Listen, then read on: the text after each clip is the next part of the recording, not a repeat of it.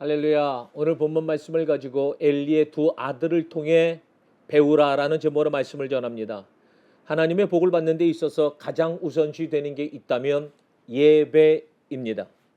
성경에는 은혜와 복을 받는 길에 대해 많은 말씀이 담겨 있습니다. 그 중에 제일 중심에 있는 것이 예배입니다. 엘리는 대제사장이며 이스라엘의 종교 지도자였습니다. 그는 가장 가까이서 하나님을 섬기는 자였고 이스라엘 백성들을 신앙적으로 지도하는 위치에 있었습니다. 그럼에도 불구하고 엘리 제사장은 자기 자녀의 신앙교육에 대해서는 실패하였습니다. 홈리와 비느하스가 어땠기에 그랬을까요? 첫 번째, 행실이 나빴다고 말하고 있습니다. 12절 말씀입니다. 13절을 보면 나쁜 행실을 관습처럼 행했다고 합니다. 자신들의 지위를 이용해 하나님을 무시한 채 자기 멋대로 했다는 겁니다.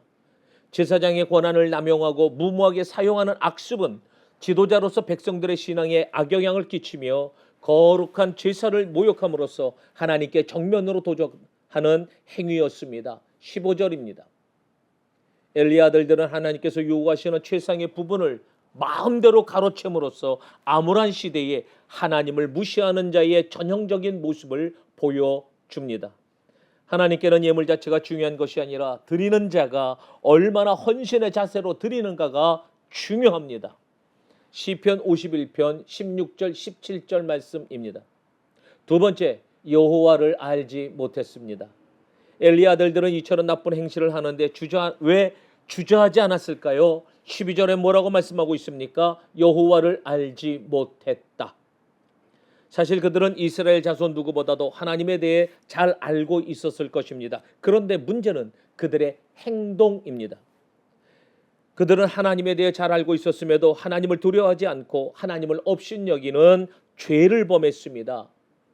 다른 것이 조금 부족해도 하나님을 향한 예배와 신앙교육은 철저해야 합니다. 예배가 살아야 모든 것이 삽니다. 그리고 마지막으로 세 번째, 제사를 멸시하였습니다. 17절 말씀입니다. 희생제사를 드리는 자는 거룩한 제물을 하나님께 바쳐야 했는데 엘리의 아들들은 하나님께 바칠 가장 좋은 제물을 중간에서 무력으로 탈취하는 신성모독의 죄를 범하였습니다. 어느 누구보다도 하나님의 것을 거룩히 여기며 죄를 멀리해야 할 제사장들이 예배를 무시하고 하나님을 멸시하고 하나님보다 죄를 더 사랑하였다는 겁니다.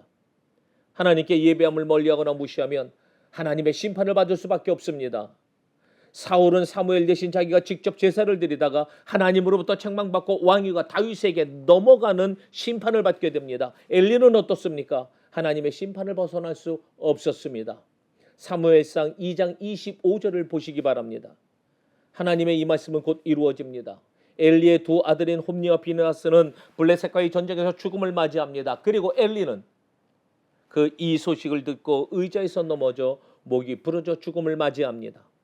오늘 우리가 예배를 무시하고 내 마음대로 행해도 지금 내가 안전하다고 마음을 놓지 마시기 바랍니다. 하나님께서는 예배를 받으시기 위해 우리를 택하셨고 부르셨습니다. 예배가 살아야 내가 살고 가정이 살고 교회가 살고 나라가 삽니다. 엘리의 두 아들을 통하여 분명히 배우는 교훈의 시간이 되기를 주님의 이름으로 기원합니다. 할렐루야.